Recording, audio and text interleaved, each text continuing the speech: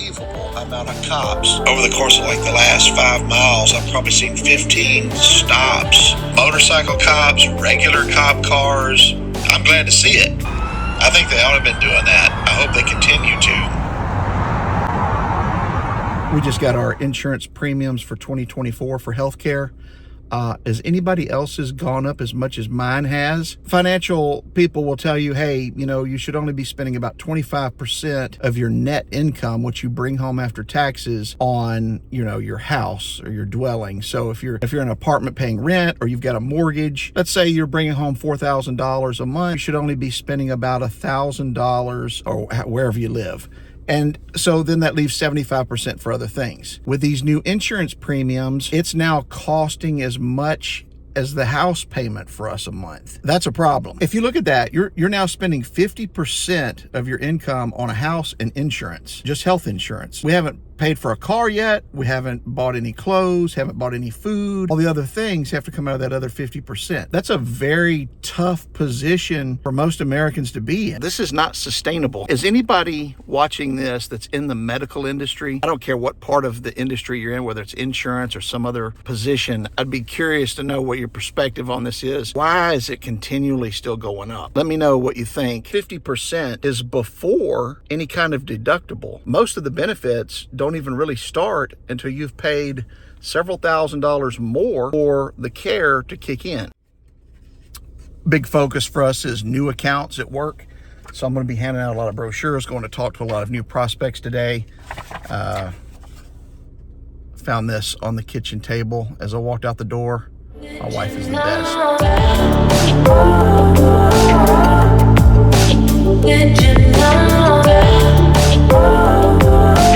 you're so good?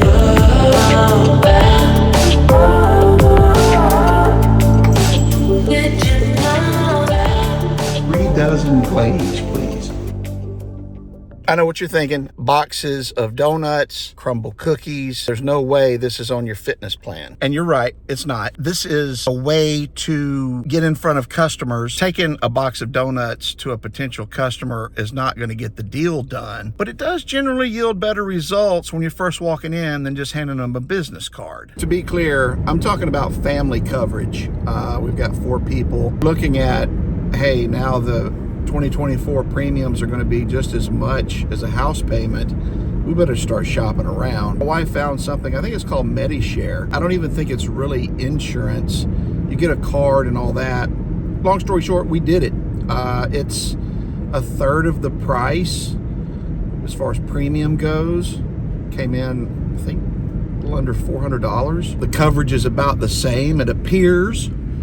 The deductibles are about the same, it appears. You never really know about these things until you start using them. But how much worse could it be than, a whole house payment? Teladoc is on there, and you can use it for free. If you're not familiar with Teladoc, this became popular during COVID. It's basically a remote office visit and keeps you from having to go to the office if you've just got a cold.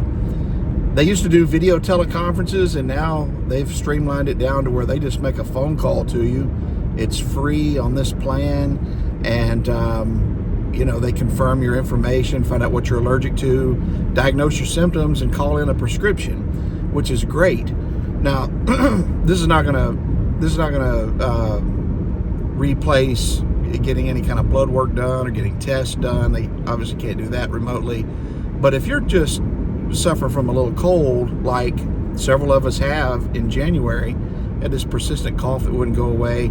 We've used Teladoc 4 times already, and it didn't cost us anything. And those would have been office visits and co-pays, if nothing else. And then of course, you pay for the medicine, but there's so many alternatives now for the medicine with GoodRx and other things that are out there.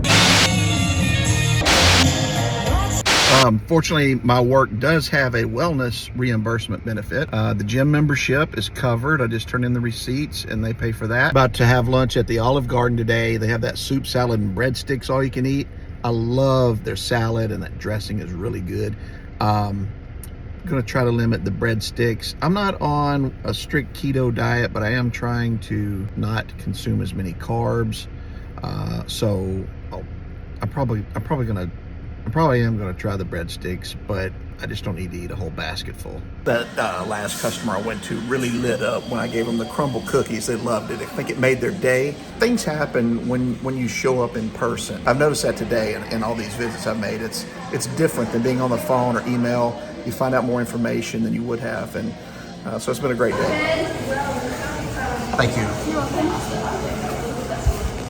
You know, delivering donuts and delivering cookies to customers, it can seem like sales is easy, but the truth is the only people who think sales is easy are the people who've never been in sales. It is not an easy job. There's a reason why there were 10 people in my training class when I started a year ago, and now there's only 3 of us left. Before tomorrow's video comes out, I just wanted you to know that, you know, if you're thinking about getting into sales, know that it's hard. It is not easy, and you know, it takes a lot of determination. It's 4 o'clock now, and I'm just kind of finishing up with my customers here. Got to stop back by the office, got to see 2 people there, and then I'll be heading home after that. Pretty excited about the fitness today. My steps are up. I'm over 5,000, and like I said, it's just 4 o'clock, so that part's been good. Pleased with the way lunch went. I am going to enjoy this. It's venti caramel macchiato. Need a little caffeine. Did you know